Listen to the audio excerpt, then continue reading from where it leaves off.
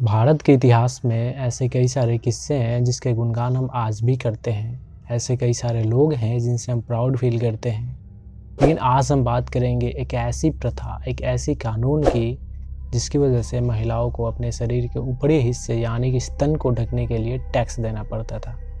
जी हाँ, the breast tax यानी कि मूलाकरम, जिसका नाम लेते हुए मुझे सोचना पड़ रहा है ऐसा घिनौना कानून था ये, जो सिर्फ और सिर्फ भेदभाव करने के लिए बनाया गया था, जिसकी वजह से महिलाओं को हर रोज़ हर पल शर्मसार होना पड़ता था। और ये टैक्स सिर्फ लोअर कास्ट की महिलाओं को देना होता था। अपर कास्ट की महिलाओं पे ऐसी कोई पाबंदी नहीं थी। ये तब की बात है जब केरल का नाम त्रावणकोर हुआ करता था। त्रावणकोर की स्थापना सन 1729 में हुई थी और यहाँ पे राजशाही हुआ करती थी। यहाँ के राजा जो अपर कास्ट से बिलोंग करता था, वो अपर कास्ट और लोअर कास्ट के बीच एक बाउंड्री को मेंटेन करने के लिए लोअर कास्ट की महिलाओं से मूलाकरम वसूल करता था, अगर उन्हें अपने शरीर के ऊपरी हिस्से को ढकना होता था तब। त्रावणकोर में लोअर कास्ट की कैटेगरी में दो जातियाँ थी, नादर और एझावर। अपर कास्ट के जो लोग थे वो इन्हें ऐसी गंदी नज़रों से देखते थे इन्हें, और दरिंदगी की सारी हदें तो तब पार कर जाती थी जब ये डिसाइड होता था कि किसी महिला को कितना टैक्स देना है। दरअसल किसी महिला को कितना टैक्स देना है ये डिसाइड उसके स्तन के आकार से किया जाता था, और जो टैक्स वसूलने आता था वो अपने हाथों से स्तन को पकड़ के उसके आकार के हिसाब से टैक्स डिसाइड करता था। आप सोच सकते हैं इतनी शर्मनाक चीज़ों से गुजरना पड़ता था लोअर कास्ट की महिलाओं को। एक तो पहले से ही गरीबी में अपना गुजर बसर कर रहे होते, ऊपर से इन्हें मजबूर और जलील किया जाता था मूलाकरम देने के लिए।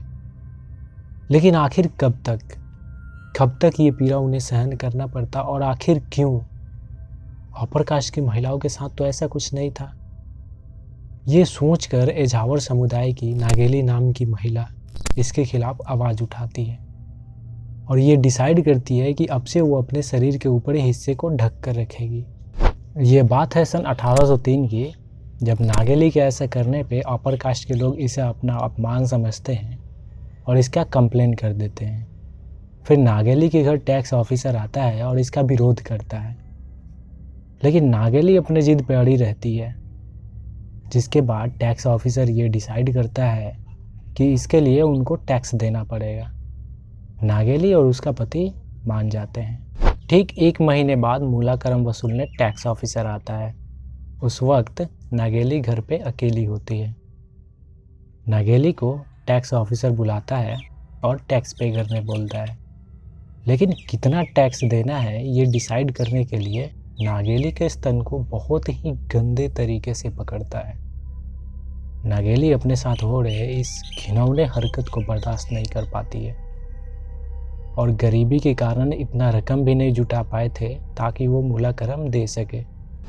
इस वजह से नागेली अपने स्तन को काटकर केले के पत्ते पे रख टैक्स ऑफिसर को दे देती है, लेकिन ये देख टैक्स ऑफिसर वहाँ से भाग खड़ा होता है।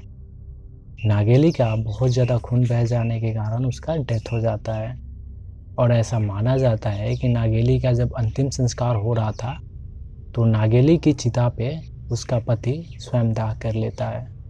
इस घटना की वजह से मूलाकरम का जम के विरोध होता है, जिसकी वजह से त्रावणकोर के राजा पे बहुत प्रेशर बढ़ता है, और आखिरकार एझावर समुदाय के लोगों पर से मूलाकरम को हटा दिया जाता है। अब एझावर समुदाय की महिलाएं अपनी इच्छा से अपने शरीर के ऊपरी हिस्से को ढक सकती थी। इसके लिए उन्हें अब कोई टैक्स नहीं देना था। 1803 में नागेली की वजह से एझावर समुदाय को ब्रेस्ट टैक्स से मुक्ति मिलती है, लेकिन नादर समुदाय की महिलाएं अब भी इस पीड़ा से गुजर रही होती हैं।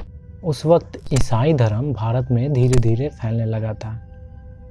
केरल में जो सीरियन कैथोलिक ईसाई हैं, उसमें नादर समुदाय के लोग धीरे धीरे अपना धर्म परिवर्तन करने लगे, और जब ये ईसाई बनने लगे तो ईसाई धर्म की तरह कपड़े भी पहनने लगे।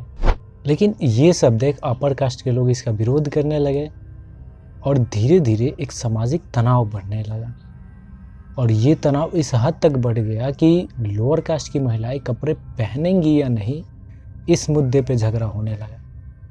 और 1850s में आते आते ये तनाव इस हद तक बढ़ गया कि 1859 में 2 नादर महिलाओं को फांसी दे दी जाती है इस आरोप में कि वो अपने शरीर के ऊपरी हिस्से में कपड़े पहन रखी थी।